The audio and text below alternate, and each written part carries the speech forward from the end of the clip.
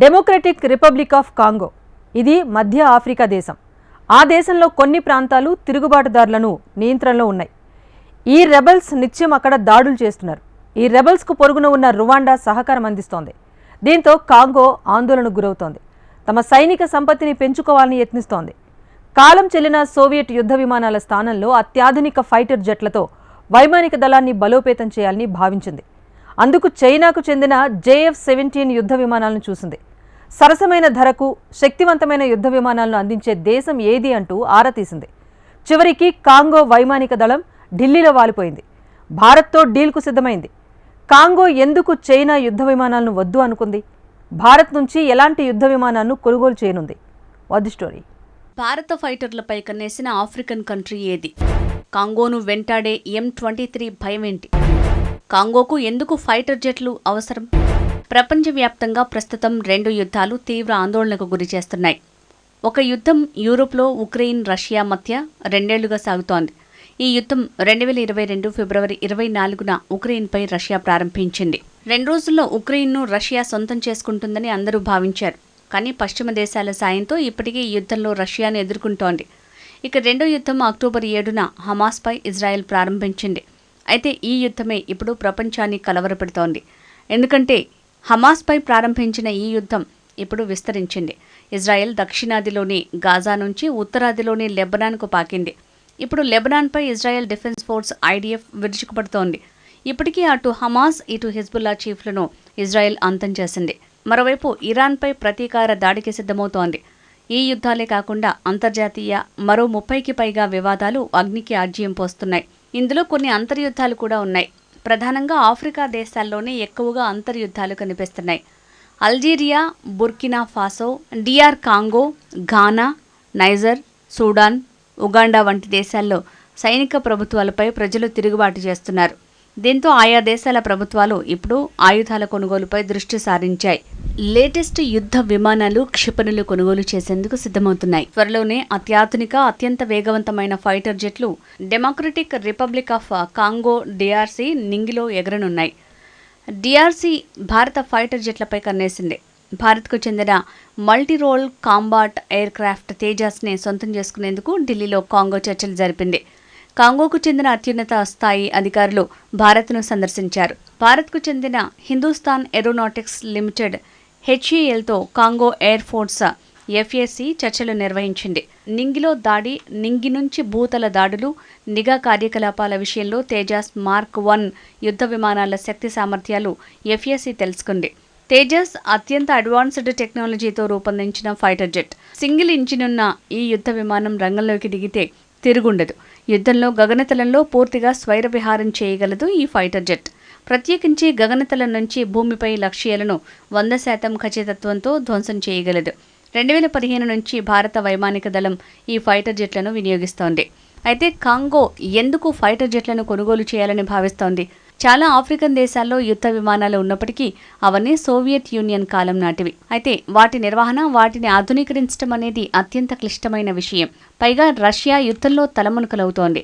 ఇప్పుడు వాటి విడిభాగాలను రష్యా అందించే పరిస్థితి లేదు.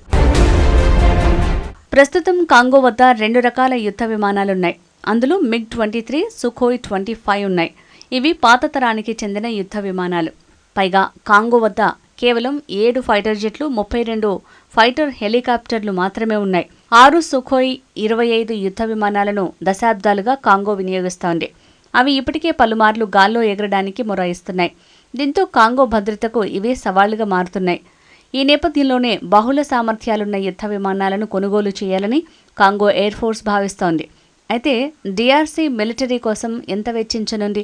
ఎందుకు ఇప్పుడు కాంగో తమ ఎయిర్ ఫోర్స్ని ఆధునీకరించాలని నిర్ణయించింది? ఉక్రెయిన్ యుద్ధం మొదలైన తర్వాత DRC తమ మిలిటరీ వ్యయాన్ని పెంచేసింది. 2022లో $37 కోట్ల వెచ్చించింది. అంతర్జాతీయంగా పరిణామాలు మారుతుండటంతో 2023లో తమ మిలిటరీ వ్యయాన్ని ఏకంగా రెట్టింపు చేసింది. అంటే గతేడాది $79 కోట్ల మిలిటరీ బడ్జెట్ కింద కేటాయించింది. అసలు కాంగో అంతగా మిలిటరీ వ్యయాన్ని రెట్టింపు చేయడానికి కారణం ఏంటి? నిజానికి రువాండా నుంచి కాంగో తీవ్రమైన ముప్పును ఎదుర్కొంటోంది. ప్రధానంగా కాంగో ఉత్తర దక్షిణ కైవు ప్రావిన్స్లో. ఈ ప్రాంతాలు తిరుగుబాటు దళాల ఆధీనంలో ఉన్నాయి. ఇస్లామిక్ స్టేట్ వంటి కొన్ని తీవ్రవాద సంస్థలు కూడా ఇక్కడ తిష్టవేశాయి. వీటిలో కొన్ని ప్రభుత్వానికి అనుకూలంగా, మరికొన్ని వ్యతిరేకంగా ఉన్నాయి. కాంగో ప్రభుత్వానికి వ్యతిరేకంగా ఉన్న గ్రూపులు విదేశీ శక్తులకు మద్దతిస్తున్నాయి. అలాంటి వాటిలో అత్యంత కీలకమైన, శక్తివంతమైన గ్రూప్ని M23 అని పిలుస్తారు. ఈ గ్రూపే భారీగా భూభాగాలను నియంత్రిస్తోంది. ఈ M23 గ్రూప్ కాంగో ప్రభుత్వానికి వ్యతిరేకంగా దశాబ్దాలుగా పోరాడుతోంది. తూర్పు సరిహద్దులో ఉన్న రువాండా ప్రభుత్వం M23 గ్రూప్కి మద్దతు ఇస్తోంది. రువాండా అంటే బ్రిటిష్ ప్రభుత్వంతో శరణార్థుల తరలింపునకు ఒప్పందం కుదుర్చుకున్న దేశమే. అయితే రోజురోజుకు M23 తిరుగుబాటు దళం విజృంభిస్తోంది. ఈ ప్రాంతంలో ఇప్పటివరకు ఐక్యరాజ్య సమితికి చెందిన శాంతి దళాలు భద్రతను పర్యవేక్షించేవి. అయితే ఐక్యరాజ్య సమితి శాంతి దళాలను ఉపసంహరించుకుంటున్నట్టు 2023లో ప్రకటించింది. దీంతో కాంగో తమ భద్రతను మరింత పటిష్టం చేసుకునే దిశగా అడుగులు వేస్తోంది. ఈ నేపథ్యంలోనే రక్షణ వ్యయాన్ని భారీగా పెంచేసింది. అందులో భాగంగానే భారత్ నుంచి అత్యాధునిక తేజాస్ ఫైటర్ జెట్ కొనుగోలుకు కాంగో యత్నిస్తోంది. అయితే భారత్కు చెందిన తేజాస్నే ఎందుకు కాంగో కొనుగోలు చేస్తోంది? అందుకు 5 కారణాలున్నాయి. మొదటిది, సరసమైన ధరలకే ఆయుధాలను భారత్ అందిస్తోంది. రెండోది, నిర్వహణ, ఇతర సాంకేతిక మద్దతుని భారత్ అందిస్తోంది. మూడోది, తిరుగుబాట్లు ఆఫ్రికా అంతటా పెరుగుతున్నాయి. పశ్చిమ దేశాలకు చెందిన అత్యాధునిక యుద్ధ విమానాల ధరలు నింగినంటుతున్నాయి. రాజకీయ సరదులను కూడా పశ్చిమ దేశాలు విధిస్తున్నాయి. అందుకే పశ్చిమ దేశాల ఆయుధాలను కొనేందుకు ఆఫ్రికా దేశాలు ముందుకు రావటం లేదు. నాలుగోది, తేజాస్ కంటే తక్కువ ధరకే JF-17 థండర్ ఫైటర్ జెట్ని చైనా అందిస్తోంది. ఈ యుద్ధ విమానాలను పాకిస్తాన్తో కలిసి చైనా తయారు చేస్తోంది. అయితే ఈ యుద్ధ విమానం పలు సాంకేతిక సమస్యలతో కొట్టుమిట్టాడుతోంది. చైనా యుద్ధ విమానాలతో మయన్మార్ తీవ్ర ఇబ్బందులు పడుతోంది. ఆఫ్రికన్ కంట్రీ నైజీరియా వద్ద ఇప్పటికే JF-17 ఫైటర్ జెట్లున్నాయి. 3 యుద్ధ విమానాలు కొనుగోలు చేసిన తర్వాత వాటి పరిస్థితి చూసి చైనా ఎయిర్ క్రాఫ్ట్లను నైజీరియా పక్కన పెట్టింది. 5వ కారణం, రష్యా నుంచి ఆయుధాలను కొనుగోలు చేసేందుకు చాలా వరకు ఆఫ్రికన్ దేశాలు ఇష్టపడటం లేదు. మాస్కో ఆయుధ ఉత్పత్తులపై ఉక్రెయిన్ యుద్ధం తీవ్ర ప్రభావం చూపుతోంది. అయితే ఇక్కడ మరో ప్రశ్న కూడా ఉంది. గతంలో ఎప్పుడైనా భారత్ నుంచి కాంగో ఆయుధాలు కొనుగోలు చేసిందా అంటే లేదనే చెప్పొచ్చు. కానీ DRCలో ఉన్న UN శాంతి దళంలో భారతీయులే ఎక్కువగా ఉన్నారు. మరోవైపు భారత్ని విశ్వసనీయ భాగస్వామిగా ఆఫ్రికన్ దేశాలు నమ్ముతున్నాయి. అందుకే కాంగోతో పాటు ఈజిప్ట్, బొత్సావానా, నైజీరియా వంటి ఆఫ్రికన్ దేశాలు సైతం తేజాస్ ఫైటర్ జెట్ల కొనుగోలుకు ఆసక్తి చూపుతున్నాయి. 2023 సెప్టెంబర్లో భారత్, నైజీరియా మధ్య రక్షణ ఒప్పందం కుదిరింది. ఇది $100 కోట్ల భాగస్వామ్య డీల్. ఈజిప్టు ఇలాంటి ఒప్పందమే చేసుకుంది. 2023 జూన్లో ప్రధాని నరేంద్ర మోడీ ఈజిప్టు రాజధాని కైరోను సందర్శించారు. అంతకుముందు భారత గణతంత్ర దినోత్సవానికి ఈజిప్ట్ అధ్యక్షుడు అసీలీ ముఖ్య అతిథిగా హాజరయ్యారు. రక్షణ రంగానికి కీలక ప్రాధాన్యమిస్తున్నట్లు పలువురు నిపుణులు వెల్లడిస్తున్నారు. నిజానికి రక్షణ ఉత్పత్తులను భారీగా ఎగుమతి చేయాలని ఢిల్లీ యోచిస్తోంది. ఇక ఆఫ్రికన్ ఆయుధాల మార్కెట్ ఎలా ఉందో చూద్దాం. ఇప్పటివరకు ఆఫ్రికన్ దేశాలు ఎక్కడి నుంచి ఆయుధాలను కొనుగోలు చేస్తున్నాయి? భారత్ వైపు ఎందుకు ఆఫ్రికన్ దేశాలు మల్లుతున్నాయి అంటే 2022లో ఆఫ్రికన్ దేశాలు రక్షణ కోసం $4,000 కోట్ల ఖర్చు చేశాయి. 54 దేశాలు కలిసి $4,000 కోట్ల ఆయుధాల కోసం వెచ్చిస్తున్నాయి. ఉత్తర ఆఫ్రికాకు చెందిన అల్జీరియా, ఈజిప్ట్, లిబియా వంటి దేశాలు ఆయుధాల కోసం భారీగా వెచ్చిస్తున్నాయి. నిజానికి ఆయా దేశాలు ఆయుధాల కోసం వెచ్చిస్తున్న ధర చాలా తక్కువ. అమెరికా, చైనా, భారత్తో పోలిస్తే ఆఫ్రికా దేశాల వ్యయం సముద్రంలోని నీటి చుక్క లాంటిది. రక్షణ కోసం అమెరికా $80,000 కోట్లను వెచ్చిస్తోంది. చైనా $29,000 కోట్లను, భారత్ $8,000 కోట్ల వెచ్చిస్తున్నాయి. ఈ 3 దేశాలు మాత్రమే. కానీ ఆఫ్రికా ఖండమంతా కలిపిన కేవలం 4,000 కోట్లను మాత్రమే రక్షణ కోసం వెచ్చిస్తోంది.